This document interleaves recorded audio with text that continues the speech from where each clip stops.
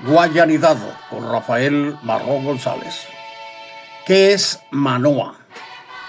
En su afán de convencer a la corona inglesa de ocupar el lugar imperial de España en América, Walter Raleigh escribe una obra insólita con el largo título de El descubrimiento del vasto, rico y hermoso imperio de la Guayana, con un relato de la poderosa y dorada ciudad de Manoa, que los españoles llaman El Dorado, y de las provincias de Beria, Arromaya, Ayapaya y otros países y ríos limítrofes, en la que describía unos seres imposibles que viven en los árboles, los Iguaiponoma, sin cabeza y con la cara en el pecho, que veían por las tetillas y comían por el ombligo, y tenían una larga trenza de cabello que les nacía de la espalda, entre otras barbaridades, que habitaban un rico territorio con un mar interior, el navegable lago Parima, cuyas costas estaban habitadas por caníbales de la tribu Parí.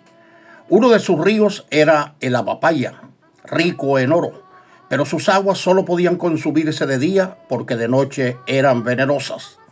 Y desde el ramal Guiricapora, que cae al Orinoco, se ve la montaña de cristal, desde la cual cae en línea recta una inmensa catarata.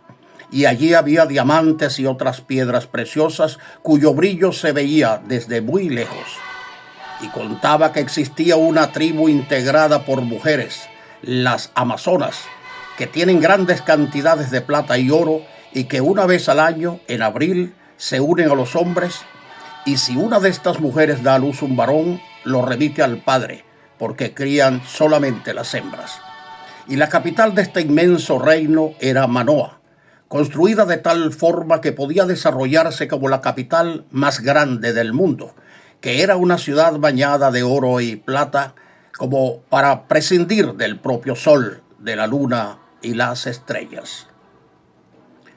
¿Cómo describió Walter Raleigh a Guayana? Walter Raleigh, que lleva la papa y el tabaco a Londres, penetra febrilmente al Orinoco en busca del ya mítico Dorado.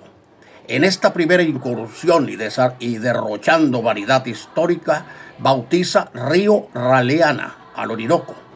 Avanza por el caño Manamo y alcanza la desembocadura del río Caroní y escribe: Nunca he visto un país más bello ni un paisaje más hermoso. Las montañas y las colinas se levantan aquí y allá sobre los valles. El río serpenteaba en numerosos brazos. Los llanos adyacentes eran de hierba hermosa y verde, sin bosques ni maleza. El suelo de arena dura, fácil para marchar a pie o a caballo. Los venados atravesando los senderos a cada paso. Los pájaros por la tarde cantando en cada rama con miles de diferentes sonidos y melodías. Grullas y garzas blancas, rosadas y escarlatas empertigadas en las orillas del río. La caricia fresca de una suave del este y cada piedra que recogíamos prometiendo oro o plata según su estructura. Vuestra señoría verá muchas de ellas y de varias clases, y aseguro que algunas no pueden ser ni siquiera igualadas bajo el sol. Y sin embargo, no teníamos otro medio para partirla que nuestras uñas y nuestras dagas. ¿Cuándo fue la última incursión del pirata Walter Raleigh a Guayana? El corsario inglés Walter Raleigh realizó su última expedición armada en busca del Dorado en enero de 1618, verdadera tentativa de Inglaterra por apoderarse de Guayana, para lo cual obtuvo licencia secreta, luego desconocida, de su rey Jacobo I. Apenas Raleigh llegó a la desembocadura del Orinoco, dejó allí parte de sus naves y envió el resto de ellas contra Santo Tomé de Guayana, al mando de su propio hijo y del capitán Lawrence Keymis, su hombre de confianza. Desde el 10 de julio de 1617 había recibido el gobernador Diego Palomeque de Acuña el anuncio de la invasión inglesa, porque el conde Gondomar, embajador de España ante la corte de Jacobo I, con sobrada anticipación había avisado a Madrid, y desde la corte se le había transmitido la noticia por real cédula del 19 de marzo de 1617.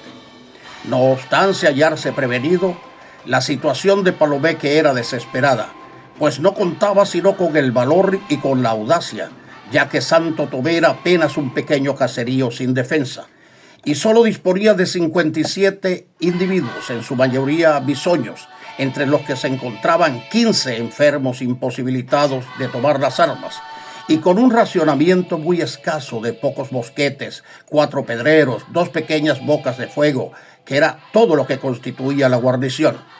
La expedición inglesa contaba de 7 barcos y 464 hombres, entre ellos varios de posición elevada.